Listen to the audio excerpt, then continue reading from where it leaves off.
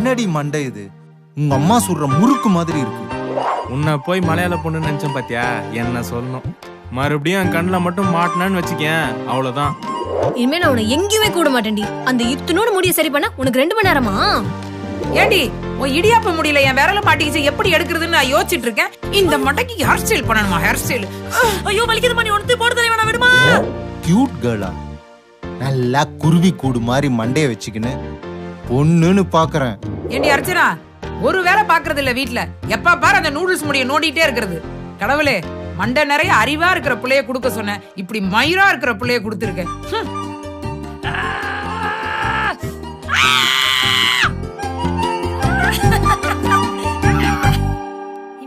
உட்கார்ந்திருக்கா Archana. Exam போனியே, எப்படி ஒழுங்கா பண்ணியா? பாஸ் ஆயிடுவேன் நினைக்கிறேமா. பாஸ் ஆயிடுவியா? ஏண்டி பாஸ்? ஐயோ விட்டு என்னடி பேப்பர்லாம் உழுவுது?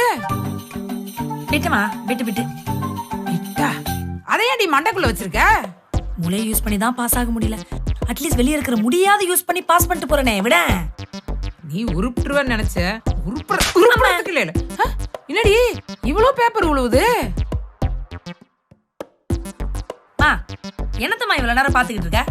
இல்லடி, ஒன்னொன்னுல வேற வேற ஹேண்ட் ரைட்டிங்கா இருக்கு. அதுவா? அது ஒண்ணு இல்லம்மா. ஒண்ணு சதீஷோட பிட்டு, இன்னொன்னு நந்தினியோட பிட்டு.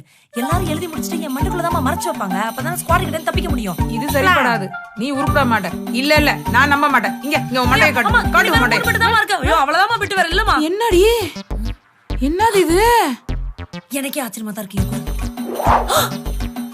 இது முந்தானேத்து எக்ஸாமோட பிட்டுமா? எக்ஸாம் ஹால்ல அவ்வளவு நேரம் தேடுற, கிடைக்கவே இல்லம்மா இது. ச்சே, கிடைச்சிருந்தா ஒரு 10 மார்க் அது எழுதிருக்கலாம். நீ எல்லாம் ஒரு புல்ல. மச மசன உட்காராதம்மா, நான் பிட்டு எழுதணுமா? போய் ஒரு டீ போட்டு கொண்டு வா போ.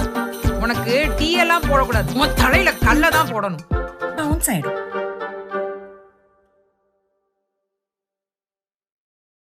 சொல்லடி. ஹே அர்ச்சனா, நம்ம கீர்த்தி அண்ணா ரிசப்ஷன் இன்னைக்கு போயிட்டு வந்துடலாமா? இன்னைக்கா? எத்தனை மணிக்கு? இன்னைக்கு 7 மணிக்கா?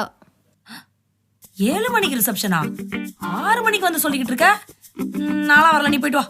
ஏய் 2 கிலோமீட்டர் தாண்டி மண்டபம், வாடி போயிட்டு வந்துடலாம்.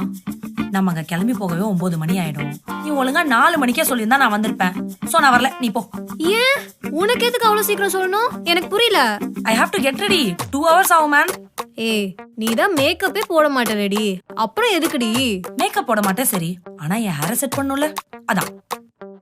அப்படி என்னடி பண்ணுவ அந்த முடிய? அப்படி என்ன செட் பண்ணுவியா?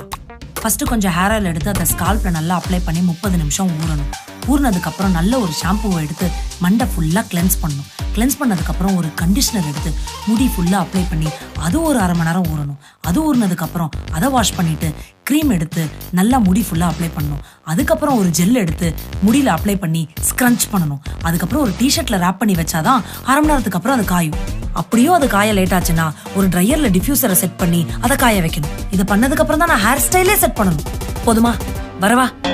எபா நீ வரவே வேணாம், நானே போய்க்கிறேன், விடு. குட் கட், புரிஞ்சுக்கிட்டேன். போயிட்டு வா, பை.